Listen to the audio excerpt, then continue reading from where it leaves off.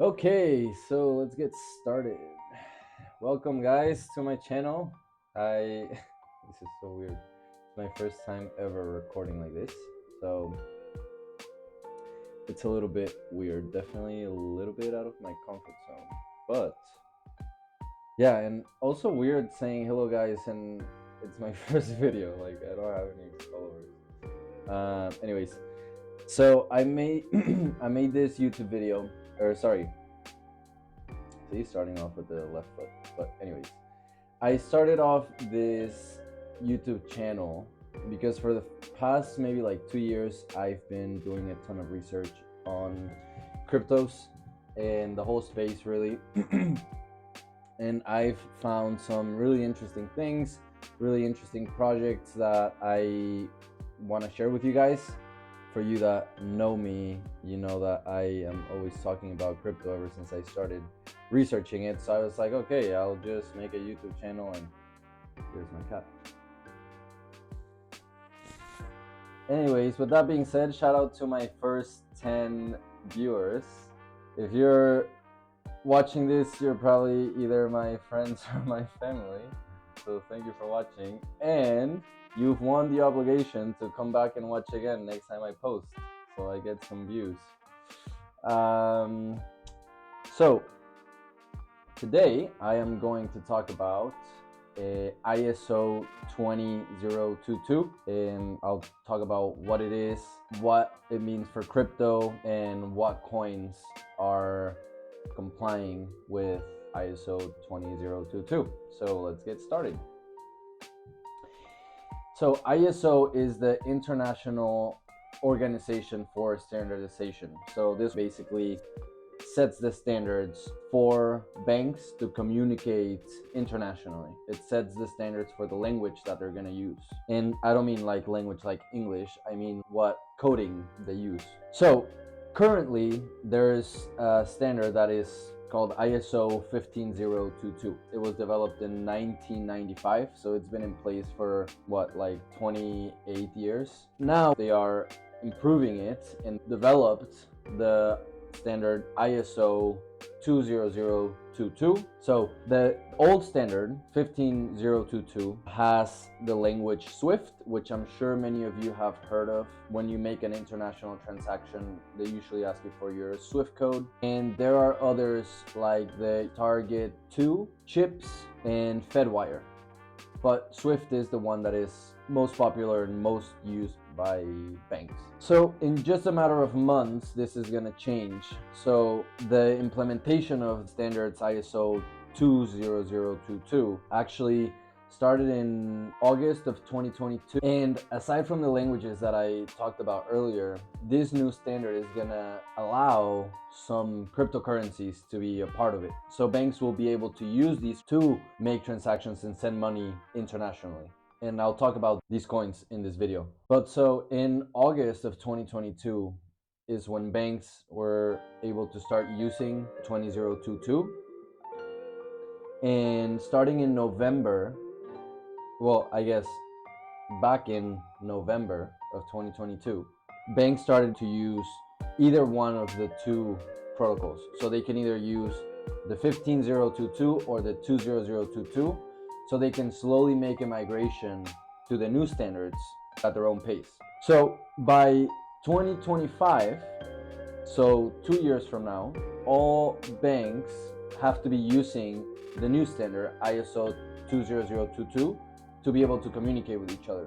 Now, I've heard in some videos that banks have to comply with these standards, and that is far from true, because the standards are just a voluntary standard, right? So this organization says these are the standards that banks are using to communicate, but you don't have to use them. Think of it like a phone.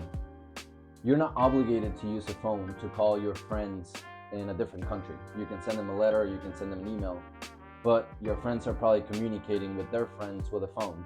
So yeah, you can send them letters, which is going to be very inefficient, but you can do it.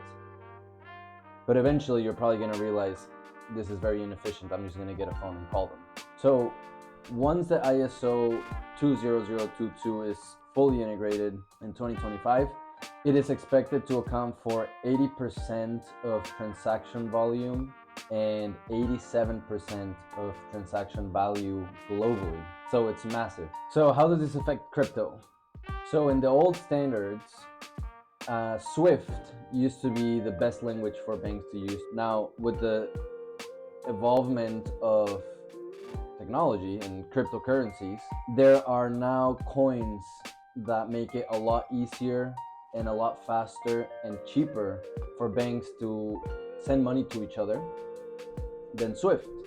And these coins also comply with the ISO20022 standard, the new standard. These coins include XRP, XLM, XDC, ADA, Algo, IOTA, and Quant, and HBAR.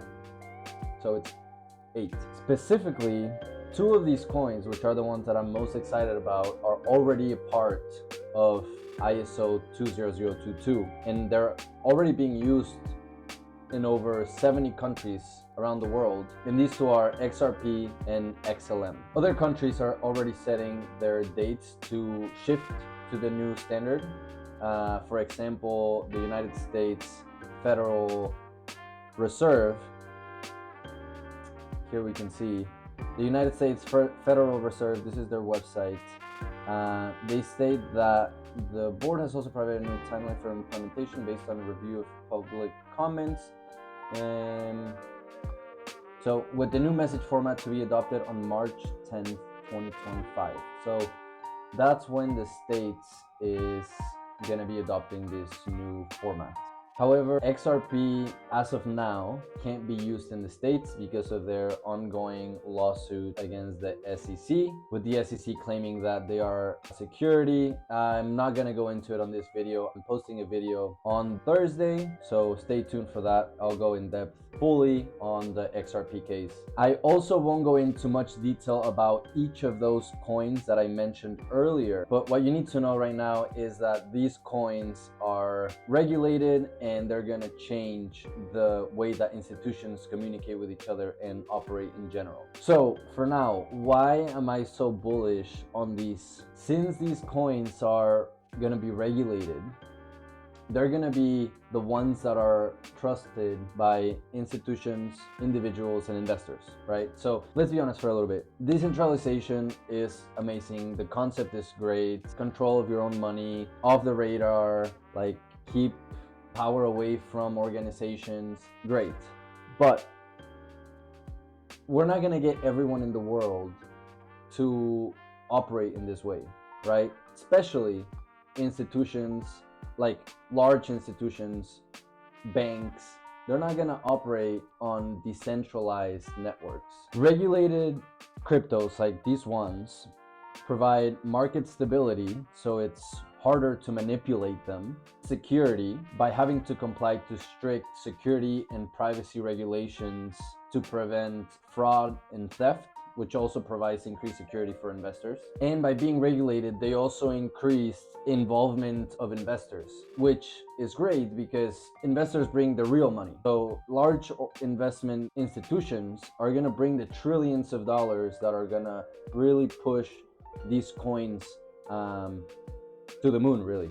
I really believe that once these regulations are in place in 2025, those that do not comply with ISO 20022 are going to take a massive hit, and they're going to stay behind these ones that I've mentioned. And I'm sure there will be more that comply with the regulations, but as of now, these ones are going to be the ones that are massively adopted because they provide that trust. And at the end of the day, people are going to go with the coins that they can trust because the government is telling them to trust them, or a centralized authority is telling them you can trust these coins because we've done these certain things to make them safer. And basically, now to conclude, obviously we're in a huge recession. Crypto is down like 80%, but if you focus on the companies and the coins that have real utility, like these ones that I just talked about, then it's just a long-term game. Do your research and we'll get through it. So that's all I gotta say for today. Thank you for watching my first video. That was kind of fun doing it. I'm sure as I go, I'll get a little bit more comfortable speaking because it's my first time in front of a camera. But yeah, thanks for watching. And like I said, you're obligated to come back and watch me because you're probably my friend or my family. And you know what to do, what everyone tells you on YouTube.